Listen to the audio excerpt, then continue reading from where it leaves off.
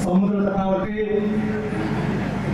वसलेली आणि कोकण पट्ट्यामध्ये कोकण पट्ट्याचे आराध्य दैवत या भागचे एक दैवत देवी म्हाळसा देवीच्या पालखीमध्ये आज होत असलेला हा गोवा धनगर समाज आयोजित केलेला गुणवंताचा सत्कार असू दे, स्वातंत्र्य सैनिकांचा सत्कार असू दे आणि अन्य कार्यक्रम सांस्कृतिक कार्यक्रम असू दे, याच्या निमित्तानं जमलेले व्यासपीठावरील मान्यवर काकडे साहेब असू देत, सागर महाराज असू देत, आमचे 5 वेळा निवडून आलेले कोळेकर साहेब असू देत, बाकीचे सगळे मान्यवर किंबहुना आणि समाजाचे पदाधिकारी आणि विशेष करून साहेब जे घरी राहिले ते कोण आहेत मला माहिती नाही, पण जे जमले ते खरे आपण मावळे ते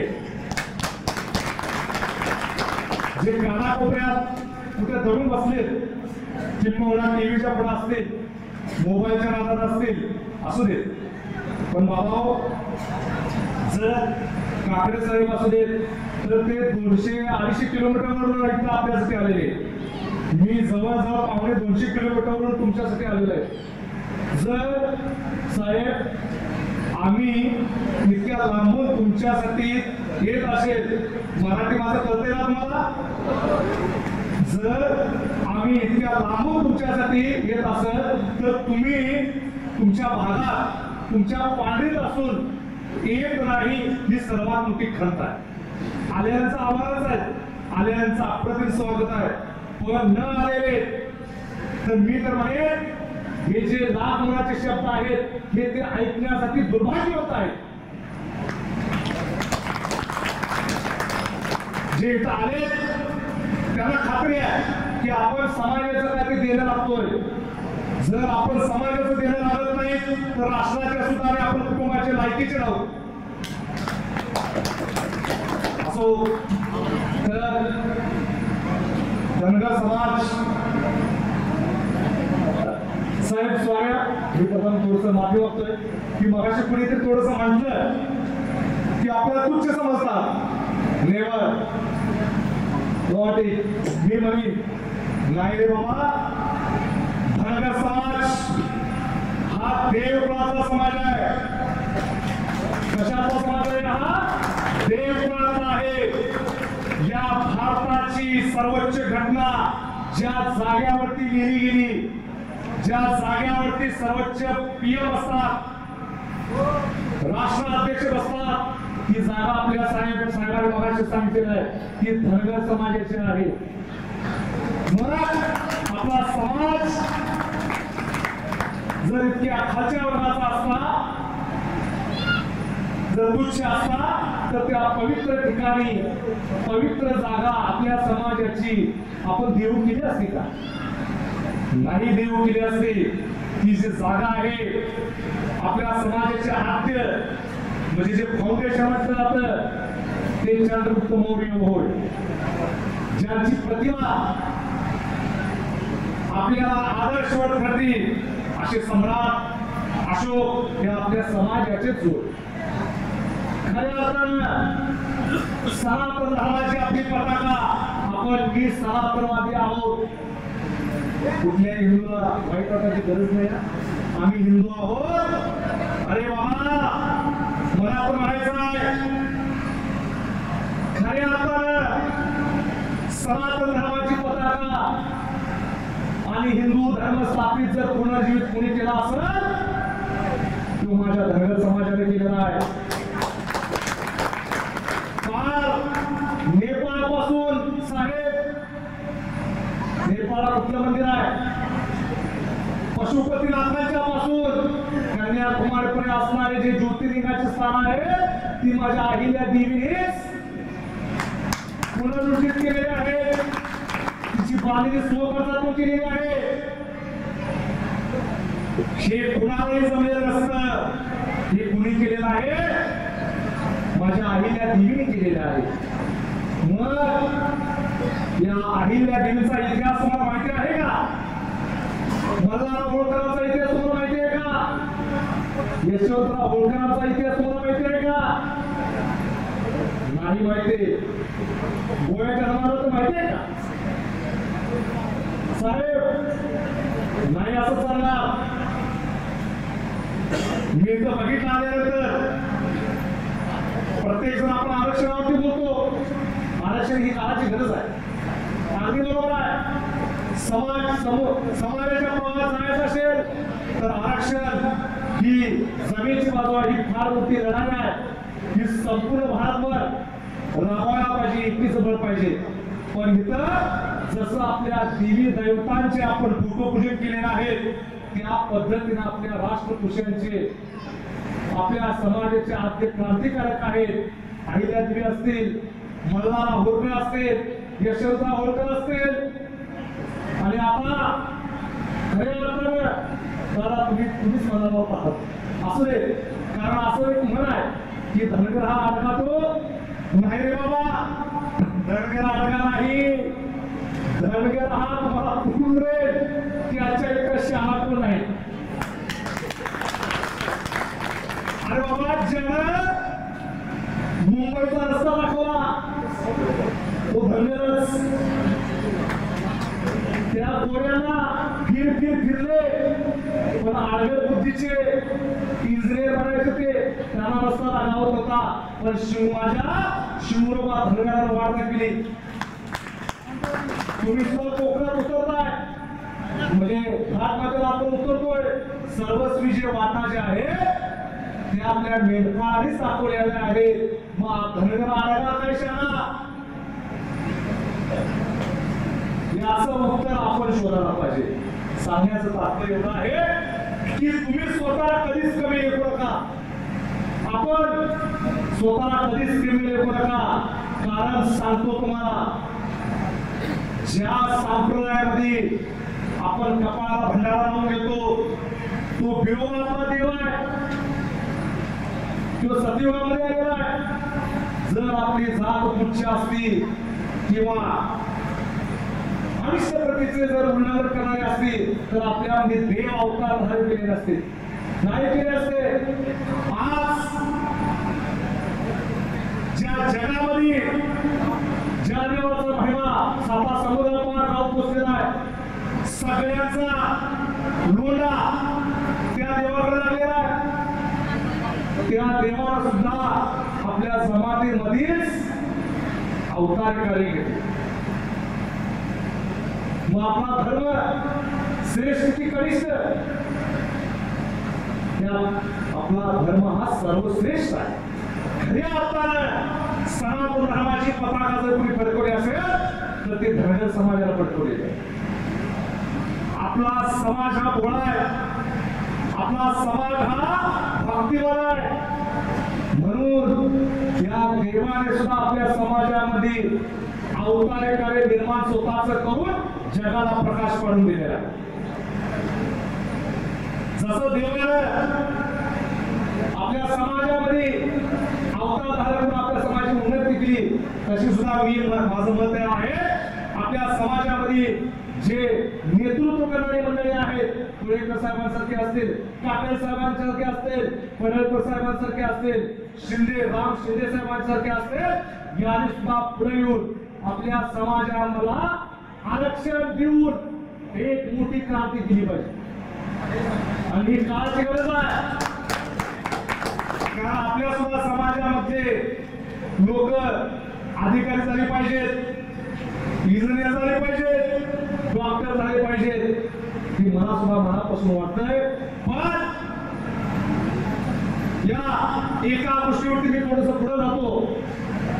बघा आपला समाज इतका पवित्र आहे म्हणून या 33 कोटी देवाने विचार केला साहेब. आता मूळ मुद्द्यावरती येतो. माझं प्रवचन म्हणजे काय? एक 20-25 मिनिटाचा असेल. 33 कोटी देवाने विचार केला की आपण एवढी सुंदर सृष्टी निर्माण केलेली आहे. या सुंदर सृष्टीचं संरक्षण आणि याला वाली कोणतरी पाहिजे, याला दाता कोणतरी पाहिजे. म्हणून या कलियुगामध्ये एक चमत्कारिक गोष्ट आणि घटना घडून गेली. कारण हे सतयुग आहे, हे त्रेतायुग नाही, हे आहे कलियुग. म्हणजे या युगामध्ये देवांचा हस्तक्षेप चालत नाही, तर हस्तक्षेप चालतो कोणाचा? हस्तक्षेप चालतो कलीचा. कली म्हणजे कोण? बघा, ज्यांना इथं वाटतंय की इथं आल्यानंतर काहीतरी ऐकायला मिळेल, आपल्याला काहीतरी बोध घ्यायला मिळेल, हा जरा चांगूल पडा. आणि ज्यांना असं वाटतंय की या कार्यक्रमाचा आपल्याला काय मिळणार आहे, काय तिथं आपण घेणार आहोत, ती म्हणायची आहे. म्हणजे त्यांच्यामध्ये कधी संचार करते. म्हणून असं त्यांच्यासाठी टाळ्या नको. त्याने उद्या ऐकावं, हा दिवस पुन्हा नाही. साहेब, या कलियुगात मध्ये कोणतरी वाणी पाहिजे. म्हणून मी सांगते, जरी तुम्हाला काल्पनिक जरी वाटत असेल तरी त्याच्यामध्ये तुम्ही आध्यात्मिक क्षेत्रानं डोकावून बघितलं तर तुम्हाला ती वस्तुस्थिती खरी वाटेल. होय ना, की या कलियुगात या आपल्या सृष्टीचं संरक्षण करणारा कोणतरी, न्याय देणारा कोणतरी वाली पाहिजे. म्हणून धनगर समाजाची निवड केली देवाने सुद्धा. सतयुगात सुद्धा बिरोबाच्या माध्यमातून देवाने धनगर समाजाची निवड केली. म्हणजे सतयुगापासून फार कलियुगापर्यंत देवाने आपला उच्चार केला. म्हणून या धनगर समाजामध्ये बाळूमामा नामक संत अवतार धारण केले.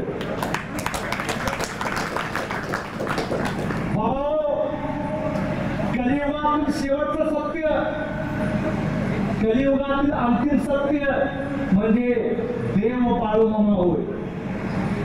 कलियुगातील अंतिम सत्य म्हणजे बाळूमामा होय. हे कुणाच्या समाजामध्ये आहे साहेब? आहे ना? मग आपला समाज हा दातृत्वान आहे, कर्तृत्वान आहे, गोळा आहे, भक्तिवान आहे. म्हणून अशा या समाजामध्ये भगवंताला अवतार धारण केला. कशासाठी बाबा? साहेब तुम्ही बघा, रात्री साहेबांनी आदमापूरमध्ये बघितलेलं आहे. 18 पगड जाती, जात नाही, पात नाही. तुमच्या ख्रिश्चन समाजाची ती सुद्धा लोक गोव्याची भरपूर आमच्या आदमापूर गावी, आदमापूर क्षेत्राला येतात आणि ते स्वतः मला सांगितलेलं आहे तुम्ही ख्रिश्चन समाजाचा आहे. मग मला सुद्धा तुम्ही खरंच वाटली. मी साहेबांना साहेब विचारलं की तुम्ही आदमापूर येऊन गेला काय? ते म्हटले नाही मी आलो साहेब, मला या येता आलं. निमंत्रण दिलं साहेब, असं नका करू. एवढ्यासाठी फक्त सांगतोय, या माझ्या देवानं कुठल्याही प्रकारचा कर्मकांड केला नाही, कुठल्याही प्रकारचा जप केला नाही, कुठल्याही प्रकारचं तप केलं नाही. फक्त शेळ्या मेंढ्यांची निश्चितपणे सेवा केली तरी सुद्धा देव पण मिळवता येत हा धडा घालून दिला या जगाला. तुम्ही वाचा पुस्तक, नाहीच केलं कर्मकांड, नाहीच केलं यज्ञ, नाहीच केला जपमाळ, फक्त केली माझ्या शेळ्या मेंढ्याची निश्चितपणाने सेवा. आणि तेवढ्यावरती देव प्रसन्न झाले. म्हणते हे बाळगंगा, तुझ्या मुखातून गेलेला शब्द कधीच वाया जाणार नाही. तुझ्या मुखातून गेलेला शब्द म्हणजे बाणा, रामाच्या, प्रभू रामचंद्राच्या बाणातून जसा बाण सुटतो आणि तो त्रिकाळकारी खाच होतो आणि समोरच्याचा वेध घेतो, तसा आपला शब्द असणार असा भगवंताने दिलेला आशीर्वाद या कलियुगामध्ये बाळूमामांना होय. म्हणून म्हणतो मी, बाळूमामा हे कलियुगातील साहेब अंतिम सत्य आहे. आणि आपल्या आपल्या धनगर समाजाला ऊर्जित अवस्था बरोबर आणलेली आहे साहेब. मी प्रामाणिकपणे सांगतो बरोबर आहे की काही वर्गाने आपल्याला तुच्छ समजलं होतं, कारण आपण कोणी हिरगवाडी म्हणजे काय की मेंढराच्या पाठीमागे राहून आंघोळ करायची सुद्धा विसरून आपला समाज जातो.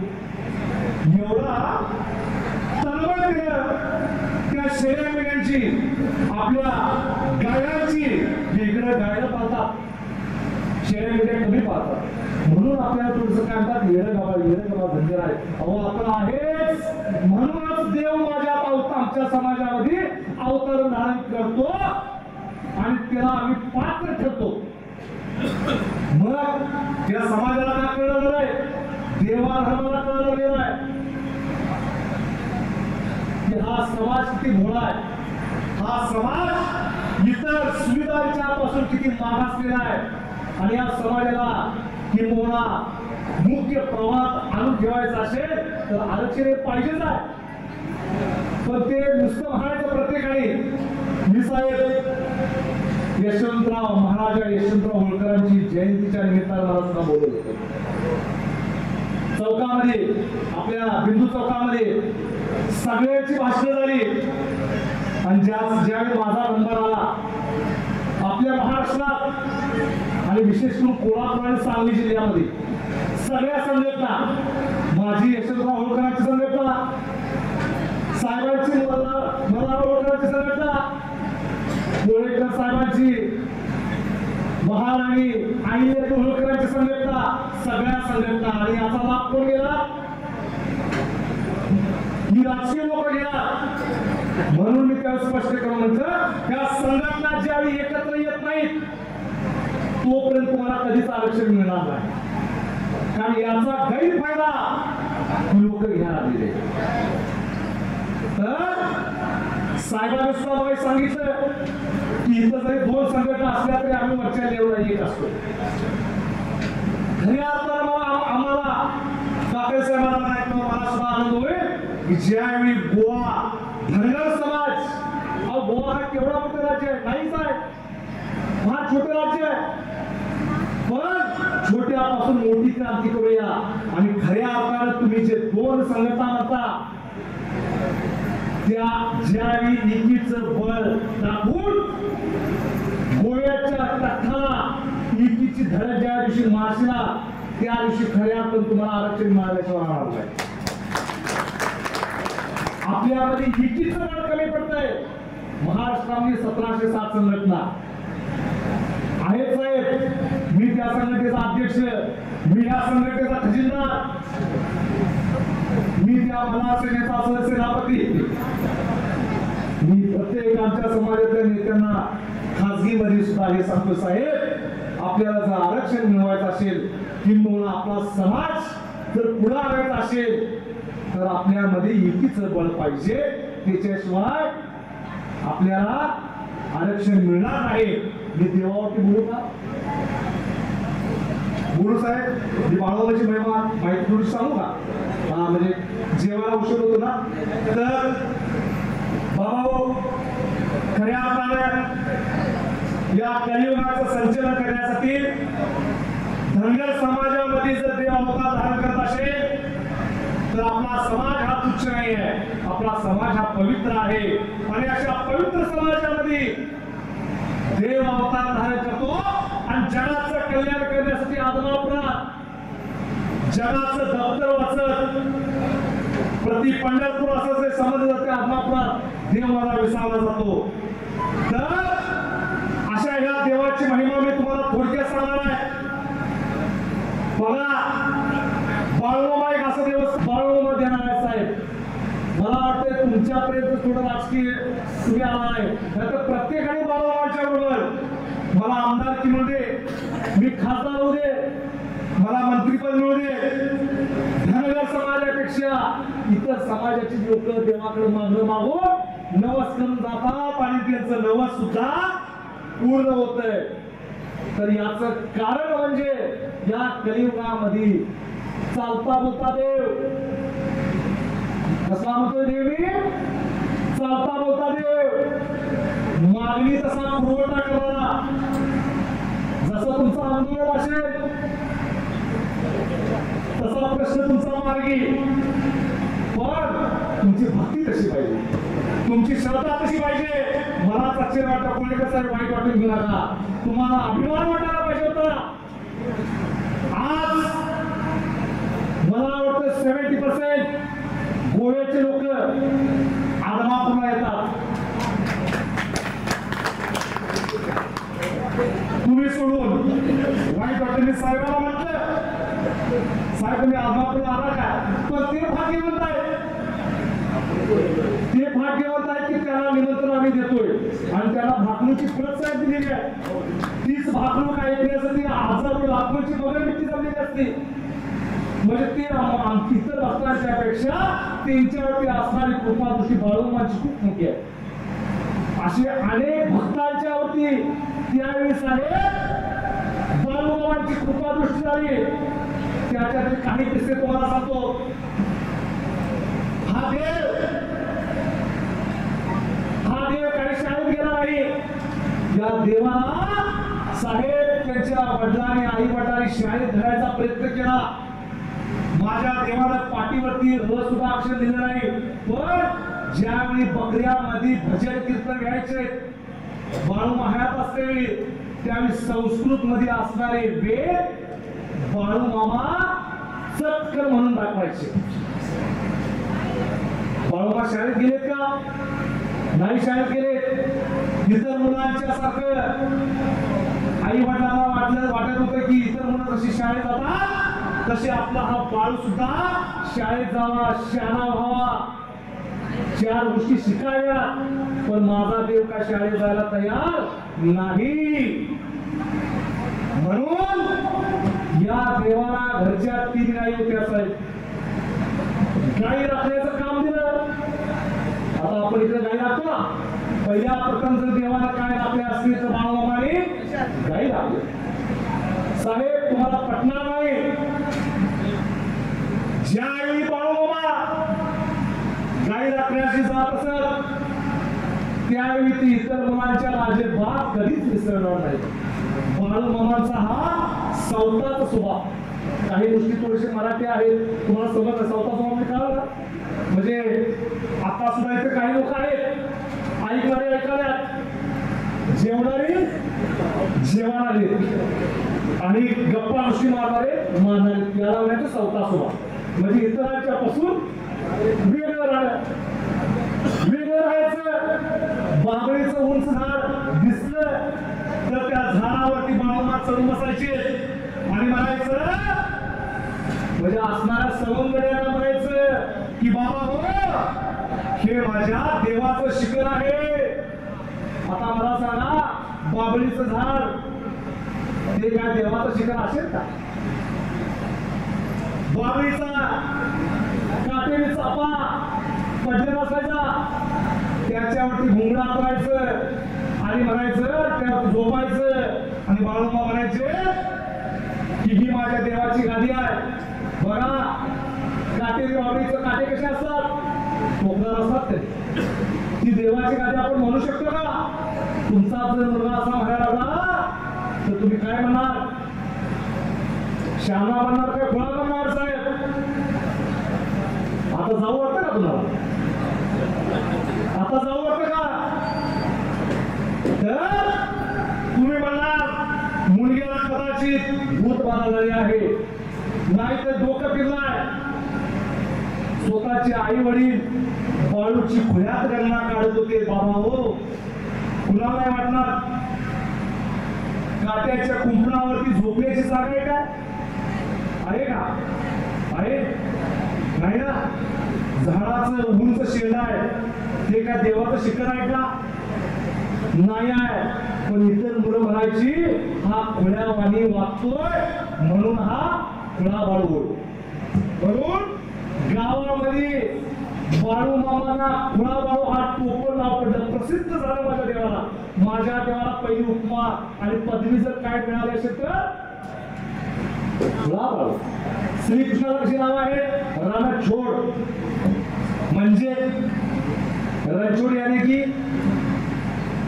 रण से भाग गया. आता सांगा, तुम्ही वाचत असाल तर तुम्हाला समजणार, काय तर नाही समजणार. खऱ्या अर्थाने श्रीकृष्णाचं पात्र वाचा. श्रीकृष्णाला रणछोड ही पदवी दिली आणि बलरामाने विचारलं, देवा तुम्ही रणांगणातून पळून का? अरे दाऊजी, श्रीकृष्ण म्हणाले बलरामाला, दाऊजी मी जर रणांगणात पळून जर नाही आला असतो तर मला रणछोड ही पदवी मिळाली नसती. रणछोड याने ती रणांगणातून पळून जाणारा श्रीकृष्ण, देवानं ती सुद्धा पदवी आपल्याला बहाल करून घेतली. देवाने चोरटा तसं बाळू म्हणजे तुम्हाला उदाहरण सांगतो कळण्यासाठी, हा विषयांतर होईल असं नाही. तर देव हा पदवी बहाल करून घेतो, भक्तांचं सहन करून घेतो. लहानपणीच बाळू मामाला खुळा बाळू म्हणून पंचक्रोशीत म्हणून आले. असं वागत असताना त्या झाडावरून जर बाळू पडून गेला तर त्याला काय जर झालं तर हे नाव कुणावरती येणार? त्या सवंगडी यांच्या वेळेला. मग ते सवंगडी घाबरणार आणि काय करणार? बाळू मामाच्या आई वडिलांना जाऊन सांगणार की तुमचा बाळू हा झाडाच्या शेड्यावरती चढून बसतो आणि म्हणतो की माझ्या हे देवाचं शिखर आहे, पण तिथून जर खाली जर पडून काय जर झालं तर माप्यावरती नाव येणार, म्हणून आम्ही तुम्हाला सांगत आहोत. आई वडिलांनी सत्कार करायचा काय? तुमचा सत्कार करायचा नाही ना? काही केल्यात बाळू सुधरत नव्हते. मग बाळूमाच्या आई वडिलांनी विचार केला की आपला मुलगा शाळेत जात नाही, गायला नीट राखत नाही, राखाय गेला तर अशा पद्धतीने खोड्या करतो, तर याला काय करायचं? काय करावं पाहिजे? बाळूमाची पोथी वाचलाय? खरं सांगा, कोळेकर साहेब म्हणत असतील हा काय प्रकार मी राहून होतो ब्रह्मपुटावर का सगळं माझ्यावरतीच येत आहे, पण करणार काय? तुम्हाला हे सगळं माहिती करून आत्मापुढा पाठवायचा. अगोदर माहिती, अगोदर ज्ञान आणि मग बाळूमामा. म्हणजे असं जर कुणाला जर हे ऐतिहासिक अनुभव जर मिळाला असेल तर कोळेकर साहेबांना नक्कीच. कोळेकर साहेब मी म्हणेन सेम राहिले हो, पण कॅबिनेट मंत्री व्हा आणि होणारच, हा आमच्या तोंडून गेलेला शब्द आहे. म्हणून हे तुम्हाला सांगावं लागेल. मग साहेब हा वेळ होतोय, आई वडिलांनी विचार केला म्हणाला की आपलं पोरगं असं साहेब सुधारणार नाही, फक्त बाळू एक थोडंसं साधारण साहेब सांगा, जास्त नाही सांगतो. आई वडिलांनी विचार केला म्हणाला की याला आता आपण आपल्या हलाखीची परिस्थिती आहे, याला आपण घरी घेऊया, दुसऱ्याच्या आपल्याला चाकरी ठेवल्याशिवाय हा बाळू आपला शुद्धीवरती येणार नाही, याला समाजाच्या 4 गोष्टी समजणार नाहीत, तरी याला आपण काय करायचं? घरी ठेवायचा. म्हणून बाळूमामाच्या हाताला धरलं आणि घरी ठेवण्यासाठी घेऊन चाले. आणि बाळूमामा आपल्या आई वडिलांना म्हणताय, हे बाबा आई मला दुसऱ्याच्या अन्नावरती गडी ठेवू नका, दुसऱ्याच्या अन्नावरती गडी ठेवू नका. घरच्या 3 गायी आहेत, त्याच्यामध्ये फक्त 2च गायी घेऊन द्या. त्या 5 गायीच्या मी 100 गाया करून टाकतो आणि बाळूधंडाचा राज एवढा बघण्यासाठी जग दुनियातले लोक येतात. वा वा वा. बाळूमामाचे वडील म्हणजे किती शहाणा झाला मुलगा माझा, नुसतं गडी ठेवायचं नाव काढ तर किती तत्वज्ञान, किती शहाणा. आणि जर खरोखरच जर गडी ठेवला तर समाजाचं ज्ञान येईल, व्यवहार ज्ञान येईल आणि समाजामध्ये आपल्याला कुळाबळूचे म्हणतात तो डाग या बाळूला पुसून जाईल. म्हणून बाळूमामांचं ऐकलं नाही, ती नीती हो कशी ऐकून येईल? कशी ऐकू देईल? पण बाळूमामांचं म्हणणं त्या आई वडिलांनी ऐकलं नाही, म्हणून बाळूमामांना ज्या अक्कोळ गावचे आणि पंचकृषीचे मोठे प्रसिद्ध व्यापारी आज एक गुंठाही शिल्लक नाही, ज्यांच्याकडे 150 एकर जमीन होती, 100 नोकर त्यांच्या एकूण वाड्यामध्ये आणि व्यापारामध्ये काम करत होते, अशा ठिकाणी बाळूमामांना गायला राखण्यासाठी पोटाच्या अन्नावरती गडी ठेवणं. साहेब, तिथं सुद्धा गडी ठेवायला गेल्यानंतर त्या चंद्रवंशीने विचारलं, तुमच्या बाळूला मालक कशाने घेऊन आलाय? तर मालक, हा बाळू थोडासा खऱ्याने वागतोय, तेव्हा तुमच्या गडी लावले म्हणजे ते सुधरल. अरे म्हटलं, याला काय येतच का? सगळं गाव सगळं खुलं होतंय आणि माझ्यात हा काय काम करणार? नको जी, असं करू नका. गरीबाला कोण मागे असणार? तुम्हीच असणार ना. बरं ठीक आहे म्हटले, तुझ्या बाळूला गडी ठेवून घेतो, पण याला मी पगार वगैरे काही सुद्धा देणार नाही. साहेब, ज्या देवाला गडी ठेवून घेऊन पगार न दिला, त्याच देवाच्या नावावरती आज हजारो नोकर पगार घेतात. साहेब, बकऱ्यामध्ये असू देत, बाळूमामांचे वेगवेगळ्या देवस्थानामध्ये असू देत किंवा आदमापूरमध्ये असू देत. बरं साहेब, नॉट एनिथिंग न्यूज, म्हणजे खरोखर ही जी गोष्ट जी आहे कल्पनेच्या पलीकडे आहे. देवावर आपल्यावरती घाव टाकून घेतो, टाकीचे घाव सुटल्याशिवाय देव काय येत राहील, ते याच म्हणतात.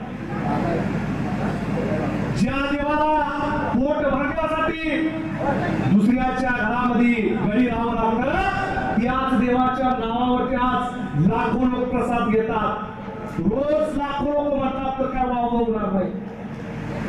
बकऱ्यामध्ये असू देत, अनेक ठिकाणची मंदिर असू देत, एवढ्या सगळ्यांचा जर गोळा बेरीज केली तर सहज काकडे साहेब लाखो लोक प्रसाद घेतात. म्हणजे बघा, बाळूमामांनी पहिली व्याख्या निर्माण करून ठेवलेली आहे की तुम्ही मला देव म्हणताय, पण माझ्यासारख्याला सुद्धा पोटाच्या अन्नावरती गडी राहावं लागतं. म्हणून तुम्ही कसं राहायचं, तुम्ही कसं वागायचं, हे जर कलियुगामध्ये जर साच्या आणि जर ढाच्या जर कुणी जर घालून दिला असेल, तो माझ्या देवाला बाळूमामाला घालून दिला. असो, शेठजी म्हणते, तुझ्या मुलग्याला अजिबात पगार वगैरे देणार नाही, कारण तुझा मुलगा खुळा आहे, त्याला काही सुद्धा व्यवहार कळत नाही. ठेवणार असेल तर पोटाच्या अन्नावरती ठेव. वडिलांनी विचार केला, म्हणाला तिकडे बोलायचं असेल तुम्ही थांबणार, आणि जीवाच्या अंतकरणाचं सांगायला पोटाच्या अन्नावरती घेऊन घेतो, नाहीतर आल्या पाहुणे घेऊन जा. साहेब, वडिलांच्या डोळ्यामध्ये अश्रू निर्माण झाले. दैवगती आणि कर्मगती ही कुणाला सोडत नसती. बाळूमामांच्या वडिलांनी विचार केला, म्हणाला की घरची परिस्थिती हलाखीची आहे, काम करून आणावं, त्यावेळी चूल पेटावी, अशी परिस्थिती बाळूमामांची होती. किंबहुना या निमित्तानं का असणार एखादं पोट बाहेर भागतंय, म्हणून बाळूमामांच्या वडिलांनी विचार केला की बाळूमामांना गडी ना देणं ना घेणं, फक्त पोटवर जेवायचं साहेब आणि काम करायचं. असं म्हणते, जसा या बाळूमामाने या चंदुलाल शेतीच्या माड्यामध्ये पाऊल ठेवला, तशी साहेब लक्ष्मी बाळूमामांच्या पाठी राहून आली. या चंदुलाल शेतीचा व्यापार तंबाखूचा होता. या तंबाखूच्या व्यापारामध्ये भरभराटी निर्माण झाली. हा पॅनल त्या ठिकाणी सोने लागलं, पण याच्यामध्ये अनेक घटना इथं घडली. आता मात्र साहेबांची गोष्ट इथं तंतोतंत खरी ठरली. मगापासून थोडीशी खरी होती, काय होती, पण यावेळी मला धनगराचा वर्ग म्हणून या चंदुलाल शेतीच्या या जैनाच्या म्हातारी काय केलं, हे धडगाचं पोरग आहे, याची आपल्या शिवाची होती म्हणून साहेब जेवणासाठी स्पेशल त्याला रोज कुठली पाठी द्यायची, रोज कुठली हे काय धुवायची स्पेशलच पाठी तांबे आणि वाटी बाळून मला जेवणासाठी दिला. का बरं की हे धनगराचं पोरग याची आपल्याला शिवाशी होती. बाळू मामांना त्या वाड्यामध्ये साहेब ड्रायव्हर राखायचंच काम. बाळू मामा दिवसभर अगदी मनसोक्त गायराला चारा देणार, रानोमा फिरवणार आणि संध्याकाळी आपल्या गोट्यामध्ये त्या गायरांना घेऊन येणार, गायरांना बांधणार, पाणी चारा व्यवस्थित देणार आणि ज्यावेळी जेवणाची वेळ येईल त्यावेळी ही जैराची म्हातारी धनगराचं पोरग आहे आणि याची आपल्या शिवाशी होती म्हणून वर्णच बाळू मामांना वाटत. असे बरेच दिवस गेले. जसा काय बाळू मामाने या वाड्यामध्ये प्रवेश केला तसा साहेब तसं बाबा चांदी होती तिथं सोनं मिळालं, रिद्धी लागू आली, माती धरली तरी सोनं मिळालं. म्हणजे एवढं सगळं त्या वाड्यामध्ये वैभव लक्ष्मी लागू लागली. पण हे धनगराचं पोरग आपल्या गडी राहिल्यापासून आपलं चांगलं दिवस आल्यात याचा किंबहुना सुद्धा मनाला स्पर्श ह्या चंदुरा शेठीच्या मनामध्ये निर्माण होईल.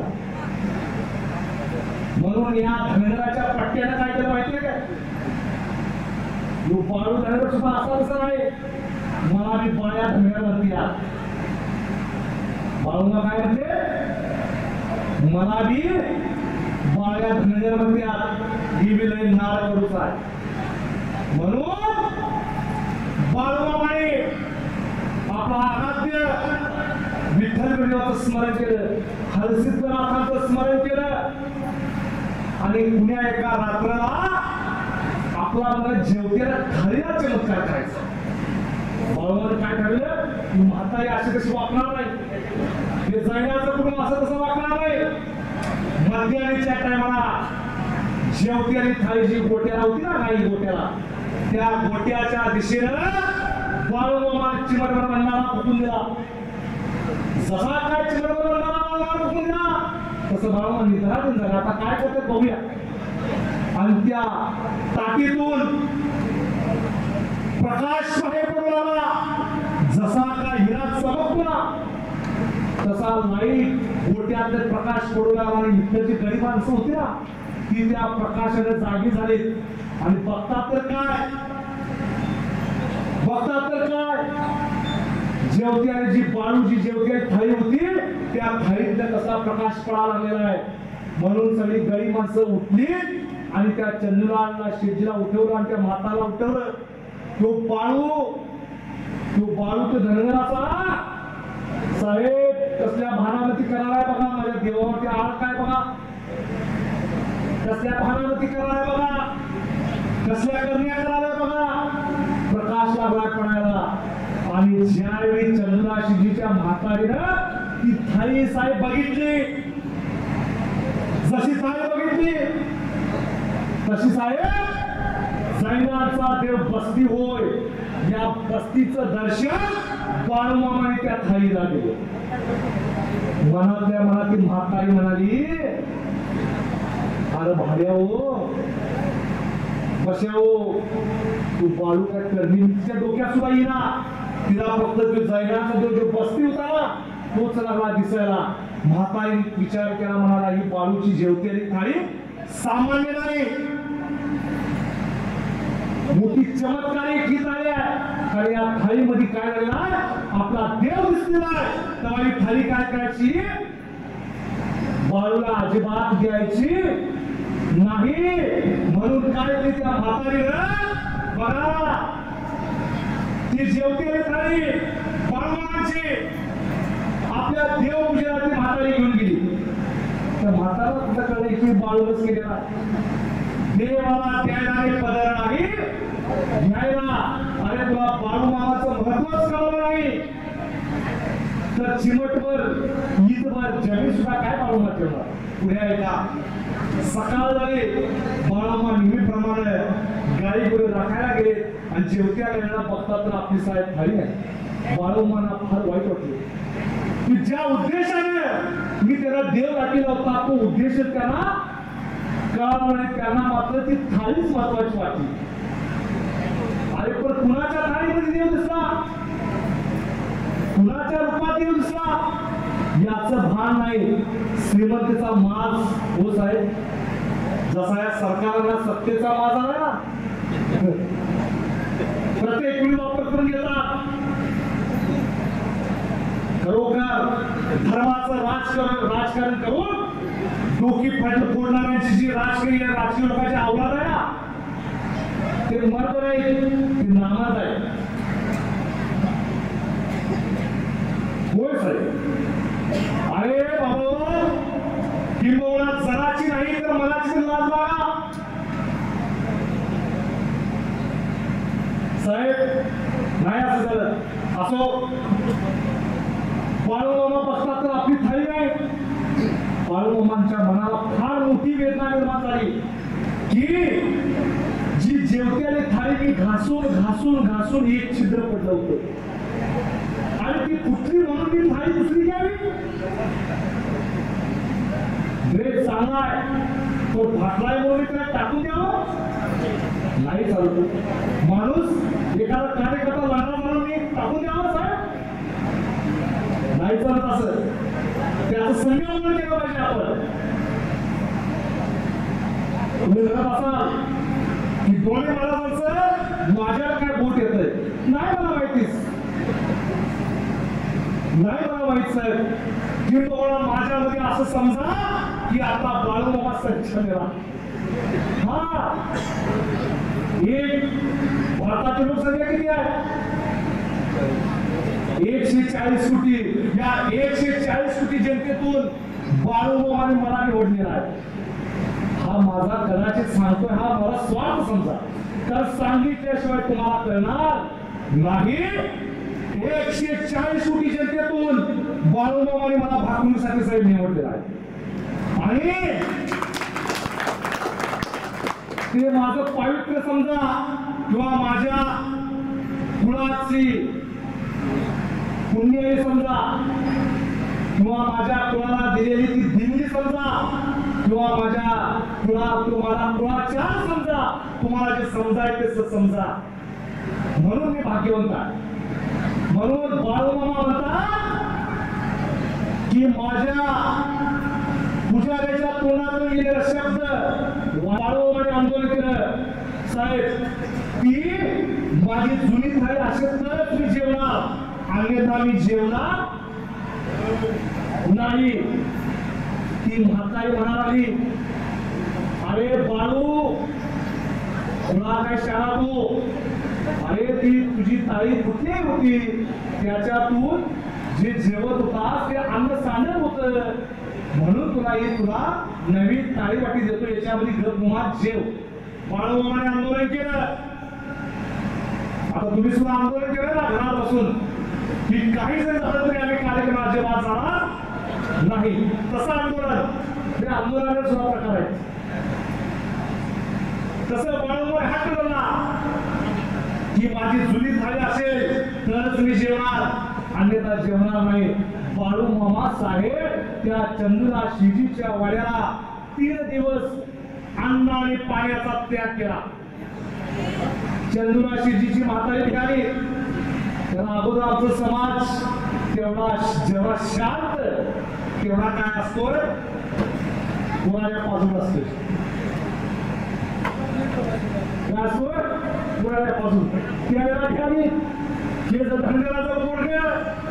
आपल्या वाड्यात जर मरून पडलं तर धनगर समाजाची वाढ आहे. आमच्या वाड्याची माती सुद्धा काकड्याचं काय काय म्हणजे आपल्या समाजामध्ये देव सुद्धा होता आणि बापू बिरू वाटेगावकर सुद्धा होता. असं ती म्हातारी घाबरली आणि म्हणते मुलग्याला म्हणते बाबा या बाळूला काय कर, तिच्या घरला सोडून पर्यायी अन्न पाण्याचा त्याग केलाय. कोण घेऊन गेला. पण जसं काय बाळूमामाला उपाशी ठेवलं साहेब, सांगतो तुम्हाला, तशा पद्धतीने त्या वाड्यामध्ये दुर्दशा निर्माण व्हायला सुरुवात झाली. जी लक्ष्मी पाणी भरत होती,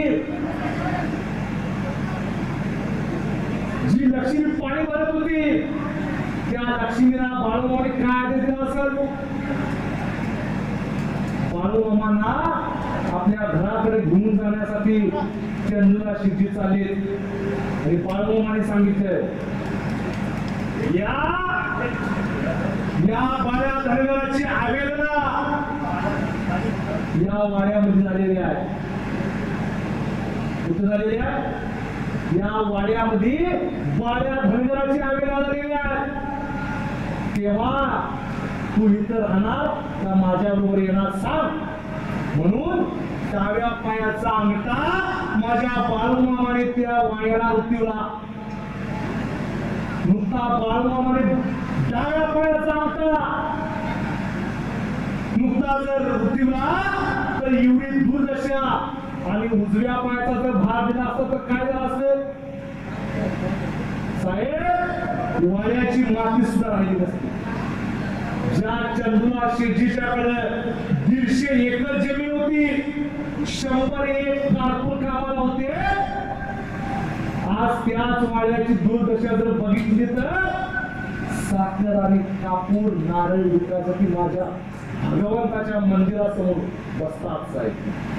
ही आहे माझ्या बाळूमामाची आशीर्वादाची सुद्धा ताकद आणि शापाची सुद्धा ताकद. म्हणून म्हणतोय बाळूमामा हे कोण आहेत हे तुमचं तुम्ही ओळखून घ्या. हे लहान वयाचा प्रकार सांगणार साहेब. वय किती आहे बाळूमामाचं? 12 ते 14 वर्षाचं वय आहे. लक्ष्मी बाळूमामाच्या पाटलाने वाड्यात थांबली नाही. वाड्याची दुर्दशा आजच आहे. किंबहुना थोडी आता ते भक्ती मार्गात असल्यामुळे त्या शापाची दंडता कमी झालेली आहे, तीव्रता कमी झाली. पुढे जायचं सर,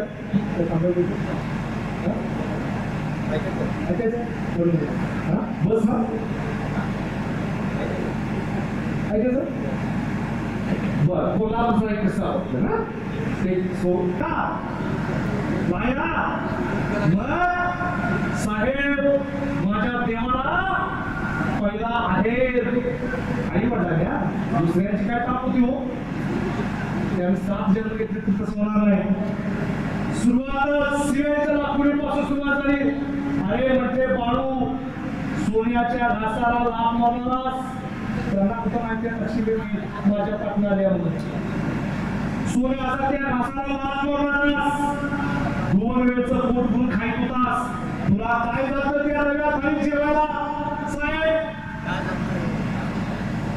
कसा देव माझं जेवण त्यामध्ये. त्याचं नाव आहे बाळू धनगर. आठवादी असणारा माझा देव आहे. तू भक्तीला असू दे, तुमची परीक्षा होणार. विचार केला मला की बाळू असा तसा सुधारणार नाही, याचं लग्न केलं पाहिजे. आपल्या समाजामध्ये तुम्हाला माहिती आहे पाण्याला पण वाशी बांधण्याची पद्धत. हा धनगर आडगा रे हो. हा धनगर जो आहे ती भक्तीला कुठून एवढा कार्य पार पडले, एवढा विश्वास जपणारी आमची जमात आहे. म्हणून पायऱ्या सुद्धा आशीर्वाद होते. आणि बाळूमामा तर 12 ते 14 वर्षाचे झाले होते. घरच्या विचार केला म्हणा, आता हा बाळू असा तसा दिवस होणार नाही. या पट्ट्याचं आम्ही बघत होतो दिवाळी झाल्यानंतर होईल, पण नाही झालं. आता गुढी पडवाला पण तेव्हा हेच केलं.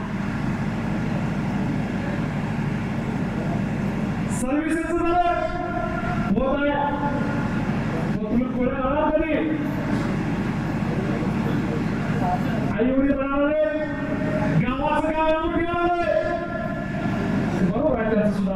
पण आपल्या समाजामध्ये पूर्वी अगदी लहान असणारच लग्न होत होते, त्याचं काय चुकीचं नव्हतं.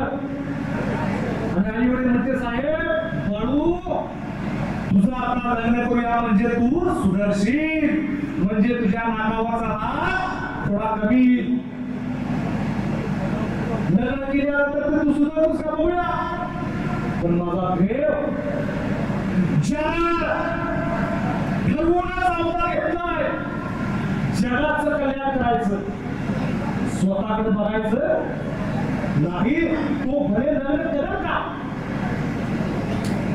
लग्न करेल का. माझा देव म्हणाला साहेब अंत करा. तो म्हणत होता आई बाबा माझ्यासारख्याची लग्न होत असतात, माझ्यासारख्याची लग्न होत असतात, तुम्ही माझं लग्न करू नका. आई वडिलांनी बाळू मामाची खुल्यात गणना काढली. हा असाच बडबडतो याचं कोण म्हणावी.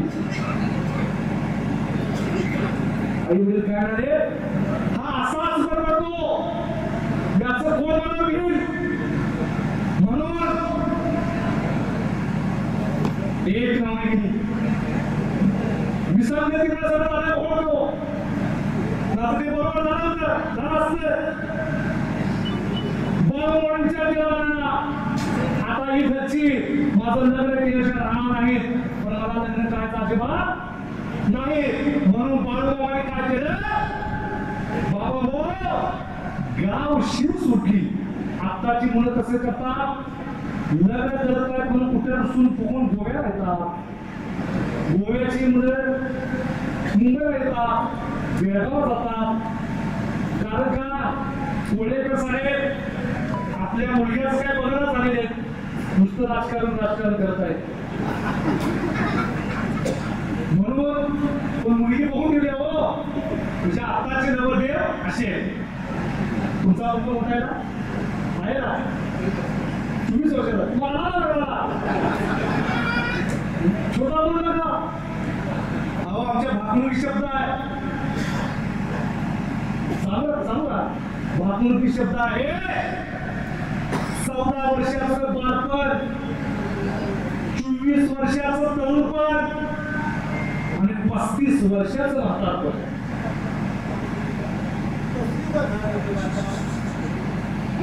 ही व्याख्या आहे कलियुगातली. भविष्य काळामध्ये येणाऱ्या काळामध्ये 35 वर्षाचं म्हातारपण असणार आहे बाबा. कारण हे कशामुळे, कारण आपल्यामध्ये तेवढी उर्मी आणि ताकदच राहणार नाही. कारण एवढ्या कलियुगाची तीव्रता मोठी आहे. सगळं औषधावरती आपल्याकडे सकसपणा हा राहणारच नाही. म्हणून माझ्या देवाला अगोदर सांगितलं 12 वर्षाचं बालपण हे खेळत राहील आणि 24 वर्षाचं तरुणपण हे काबाड कष्ट करील आणि 35 वर्षाचं म्हातारपणी हे त्या तुम्हाला जो अंत दिला ना त्याच्यामध्ये आहे. ते तुम्ही वाचा म्हणजे तुम्हाला ते कळलं. म्हणून बाळूमामाने काय केलं, घरदार सोडलं आणि बाळूमामा निघून कुठे गेलेले आहे, आपल्या आजोळचा देव अप्पाची वाडी